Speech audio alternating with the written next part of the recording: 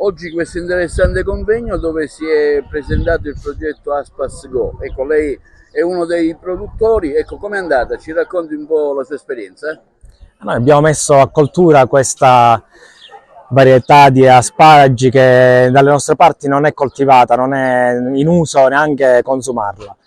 Abbiamo quindi affrontato una nuova esperienza con delle tecniche a noi non conosciute, abbiamo studiato, abbiamo realizzato i campi sperimentali e oggi al terzo anno possiamo dire che dalle nostre parti si ambienta molto bene, dando dei risultati sia qualitativi che, volendo, anche remunerativi per le aziende agricole.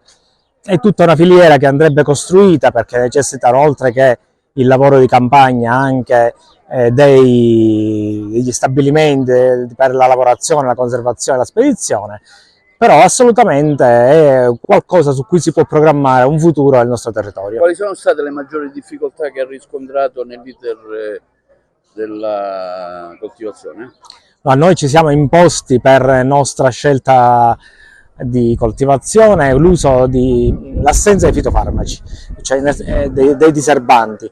Quindi abbiamo dovuto zappare, scerbare tutte le erbe investanti, è stato molto impegnativo da questo punto di vista. Certo, utilizzando i diserbanti il lavoro è molto semplificato e la maggior parte degli impianti realizzati in Italia sono con i diserbanti. L'impegno di manodopera è notevole, mentre per quanto riguarda la produzione, il clima e i metodi di raccolta non ci sono stati grandi problemi. Nel corso del convegno ci sono state varie testimonianze da parte anche di ricercatori dell'Università di Catania e non solo. Sì, noi abbiamo testato degli ibridi realizzati dal CREA di Lodi e pare che siano andati bene, che abbiano sopportato bene le nostre alte temperature.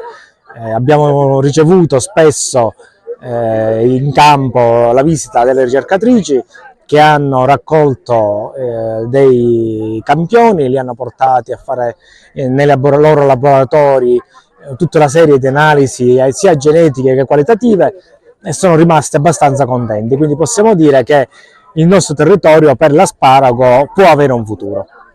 Allora, come già detto nei miei saluti, questo progetto lo valuto molto positivamente, anche perché si è visto anche dalle ricerche fatte che è un prodotto che potrebbe essere pure portato avanti nel tempo, quindi conservato e trovare una sua specificità anche di mercato.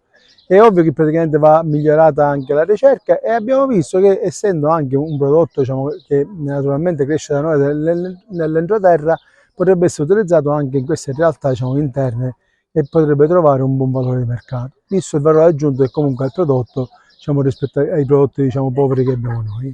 Come ordine degli agronomi, qual è il vostro apporto? Allora, il nostro apporto ovviamente è sempre quello tecnico, molte delle persone che hanno fatto la presentazione oggi sono nostri colleghi e, come diciamo sempre, a prescindere dall'attività di sviluppo e ricerca che è importante, la nostra funzione, quella degli agronomi, è quella di portare poi sul campo, quindi una volta chiusa la ricerca, di portare sul campo le attività, i risultati ottenuti, non solo da un punto di vista dei risultati, ma anche da un punto di vista della tecnica e dei protocolli di coltivazione. Si soffre parecchio in questo momento di siccità per l'agricoltura? L'agricoltura soffre, è ovvio che vanno migliorati e massimizzati alcuni aspetti di raccolta delle acque e di uso delle acque e di migliorare l'uso delle acque e dobbiamo iniziare a imparare di nuovo a fare quello che i nostri padri ci avevano insegnato anche con l'agricoltura. Probabilmente ritornando anche un po' alla vecchia coltivazione dell'agricoltura potremmo ritornare e ritrovare un'agricoltura anche con del valore aggiunto. Che futuro vede per l'economia agricola siciliana? Ma diciamo che se noi ci impegniamo tutti, ovviamente il futuro è quello. Ricordiamoci che la produzione primaria è quella che sfama il mondo, quindi da questo punto di vista dovremmo essere tutti abbastanza possibilisti e molto proiettati al futuro, perché se non abbiamo più il prodotto primario da cui alimentarci, probabilmente dovremmo alimentarci con un prodotto che viene da fuori e questo è quello che non vogliamo, perché è ovvio che dobbiamo cercare di migliorare la nostra realtà e quindi fare quello che molte volte chiede il consumatore, mangiare il prodotto a chilometro zero.